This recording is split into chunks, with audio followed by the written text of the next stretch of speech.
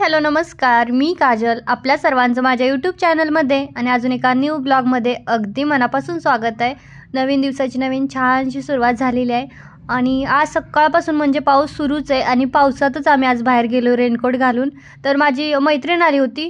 मैत्रीण म्हणजे आमची ओळख फक्त फोनवरून झाली होती. बडोद्याला असताना रुद्र झाला होता ना, तेव्हा रुद्र 5-6 महिन्याचा होता. त्यावेळेस ती प्रेग्नेंट होती आणि आताच ते इकडे शिफ्ट झाले. तर हे मिरासोल लेक आहे गार्डन.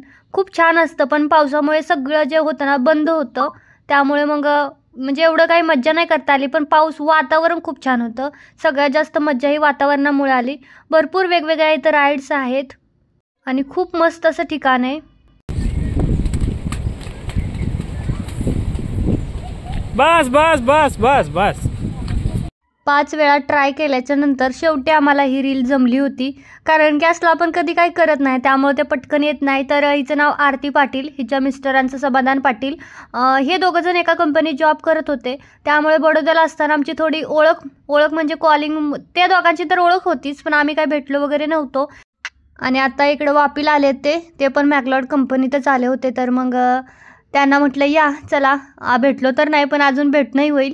आणि आले तर म्हटलं घरातच काय बसून थांबायचं, म्हणून मग बाहेर गेलो. खूप एन्जॉय केला. पण आत्तापर्यंत एवढा एन्जॉय मी कधीच केला नव्हता. म्हणजे आपल्यासारखंच एन्जॉय करणारं समोर कोणीतरी भेटलं ना तर आपल्याला एन्जॉय करता येतो. नाहीतर काही माणसं ना नुसतं येतात, बोर करतात, बसायचं उगं शांत, काही त्या बोरिंग म्हणजे काही फायदाच नसतो. आमच्या ह्यांच्यासोबत तर मी गेले ना मला बिलकुल मजा येत नाही. त्यांचं एकच असतं मोबाईलमध्ये बघणं. तर आज नशीब माझ्या रील्स वगैरे ते काढत होते. मला म्हटले एका जागेवर थांब तू, मी तुझा गोल गोल फिरून रील काढू. आणि म्हटलं गोल गोल फिरा, आपण चक्कर येऊन पडू नका. चला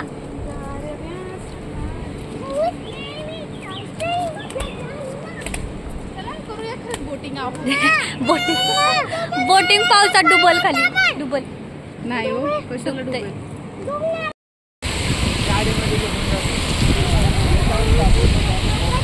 पडशील.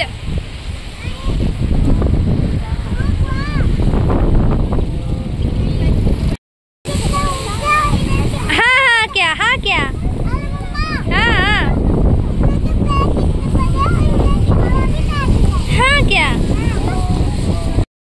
चले गए क्या? वापस पुला दिख रहा है क्या? कैमरा से देखो कैमरा से. ये देखो. हाँ हो रहा है क्या? हाँ मुझे भी दिखा. अभी वो उनको पुलिस पकड़ लेगी है ना. रशी बांधले म्हणून तो म्हणतोय की पोलीस पकडतील. हा बोला, जायला मना आहे कारण आतापर्यंत 8 जणांचा मृत्यू झाला. पाऊस सुरू झाला तेव्हापासून आमची गँग इकडे पुढे. चल रुद्र चल. पाऊस खूप मस्त एकदम वातावरण. पाऊस लागतो छोटा छोटा आणि वातावरण काही विचारायलाच नको. खूपच छान वाटतंय, एकदम मस्त. बा तुमची मॅडम लय एन्जॉय करते. पण मॅडम एवढा एन्जॉय कोण नाही करत आहे. हम कहाँ बड़े हो गए, हम तो बच्चे हैं यार. हमारे भी बच्चे हैं. तुझ्या फ्रेंडला दे ना. तुझ्या फ्रेंडचं नाव काय आहे? आंटीकडून फोड, काकीकडून, मावशीकडून फोडा. काय झालं? 20ला आहे ना? 20ला आहे. हे 10ला असतं हे. ओ भैया इतना कैसा रेट बढ़ गया इधर बीच पे? रोज स्कूल से बाहर से लेती हूँ, 10 रुपए को मिलता है. 20 भी ठीक था. नहीं 20 का ही दे दो ये. 40 रुपए कर दो. 40 रुपए. 10 तो स्कूल के बाहर रोज लेते, हर रोज स्कूल के बाहर खड़ा रहता है वो भैया. हे जरा जास्त होतं बरं का. यश आवडलं फाडणं तुला. लोक यशने तर स्वतःच फाडलं. आज अमावस्या होती आणि अमावस्येला पाणी एकदम आतमध्ये असतं. पावसामुळे ते थोडं तरी बाहेर आहे, म्हणजे खूप बाहेर असतं पावसात. जर पौर्णिमा असेल ना तर रस्त्यावरून इकडं पाणी. तरी आज सुद्धा आत जाऊन देत नव्हते. आणि अमावस्याला शक्यतो पाणी इतकं आत असतं की दिसत पण नाही, खूप लांबनं बघावं लागतं. पण आज बाहेरच आहे कारण की खूप जास्त पाऊस आहे इकडे.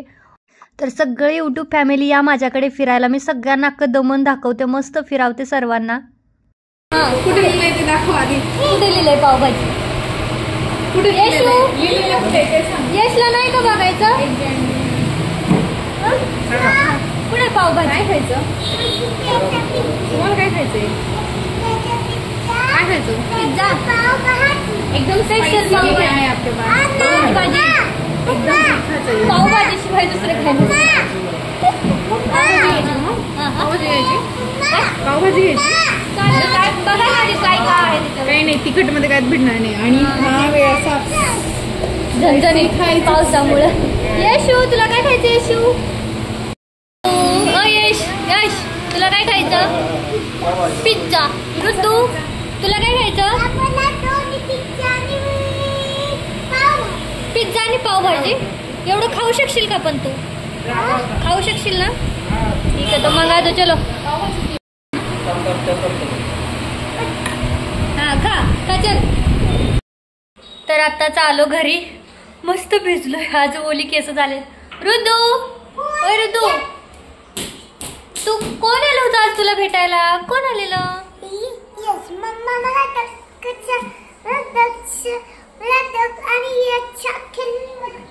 यश के साथ खेळून मज्जा आली. आणि तो फ्रेंड आहे तुझा? हा खूप मजा आली आज. खूप म्हणजे खूप जास्त मज्जा केली. कारण त्याच्या साईडचं कोणी भेटलं ना त्याला खूप मजा येते. तर आलो घरी मस्त. आता खाऊन पिऊन आलोय. पण सकाळी आम्ही नॉनव्हेज बनवलेलं. आम्ही म्हणजे ह्यांनीच बनवलेलं. आणि मी मुद्दामच त्यांचा व्हिडिओ शूट केला नव्हता. कारण की उद्या सोमवार आहे तर म्हटलं उगाच ते व्हिडिओमध्ये नको दाखवायला. जाऊ दे, त्यापेक्षा राहू दे म्हणून मग केला नव्हता. आणि आमचं दोघांचं पण थोडं चाललेलं. कारण हे म्हणत होते असंच करायचं, ते मी म्हणत होते असंच करायचं. त्यामुळे त्या कुरबरीमध्ये केलंच नाही. तर आमची ओळख कशी आहे सांगते. आज म्हणजे अचानक मी फक्त त्यांना लाईव्ह लोकेशन पाठवलं होतं. ते डायरेक्ट घरी आले. पहिल्यांदा ते पण बडोद्याला होते. आणि आम्ही पण, मी रुद्र 6 महिन्याचं होतं तेव्हा गेली होती. त्यावेळेस ते प्रेग्नेंट होती. तिचा जो मुलगा आहे तो 6 महिन्याचा मागचा आहे रुद्राच्या. ते बडोद्याला राहत होते आणि आम्ही हालोलला राहत होतो. त्यामुळं व्हायचं असं की ती प्रेग्नेंट असल्यामुळे ती आमच्याकडे येणं होत नव्हतं. रुद्र लहान असल्यामुळं मी त्यांच्याकडे येणं म्हणजे जाणं जात नव्हतं. फक्त ओळख होती. तेही तिथं झाली. ओळख कशी झाली होती अशीच, ह्या दोघांची एका कंपनीमध्ये असल्यामुळे ओळख होती. त्यांनी आमच्या दोघींचा नंबर ट्रान्सफर केला. ते मग आम्ही बोलायला लागलो. फोनवर अगदी गप्पा मारायचो पण भेटलो नव्हतो, बघितलं सुद्धा नव्हते एकमेकींना. अशी ओळख होती. आणि ते कोरोनाच्या टाईममुळं आम्ही पण बडोद्याला तिकडे जाऊ शकत नव्हतो. त्या पण इकडे येऊ शकत नव्हत्या. आणि त्याच्यानंतर ते डिलिव्हरीसाठी गावाला गेले. मग त्यामुळं ते राहून गेलं. आणि त्याच्या 1च वर्ष आम्ही तिथं राहिलो. कारण तिकडचं वातावरण जरा विचित्र होतं. त्यांना असं वाटतंय की तिकडचं वातावरण चांगलं होतं. कारण ते आता 4 वर्ष तिकडं राहिले. आत्ताच आलेत. आत्ताच तिथं शिफ्ट झाले. 2-3 महिने झाले. तर मग आले होते. मी तर मला ओळखतंय का नाही काय माहीत आता रिअल भेटल्यानंतर. पण त्यांनी डायरेक्ट अशी रूमवरच आली. मी लोकेशन पाठवलं होतं. डायरेक्ट रूमवर आले. मस्त एन्जॉय केला. पण खूप म्हणजे खूप जास्त एन्जॉय केला. एकदम मज्जा केली. खरं तर शूट नाही घेता आलं जास्त. कारण पाऊस कंटिन्यू सकाळपासून सुरू आहे. बाहेर जायचं का नाही हाच आमचं. म्हणजे घरातच आम्ही आले होते ते 2 वाजता. आम्ही 4:30-5 पर्यंत गप्पा मारल्या. मग 4:30-5ला घरून निघलो होतो. मस्त मनसोक्त गप्पा मारल्या. तर आता मी रुद्रानं मस्त पिझ्झा पावभाजी खाल्ली. आता ह्यांनी नाही तिथं जेवले कारण त्यांना कुठं पार्टीला जायचं आहे का काय ते म्हणत होते. आता फ्रेंडशिप डे म्हटलं की सगळीकडे पार्टी पार्टी पार्टी.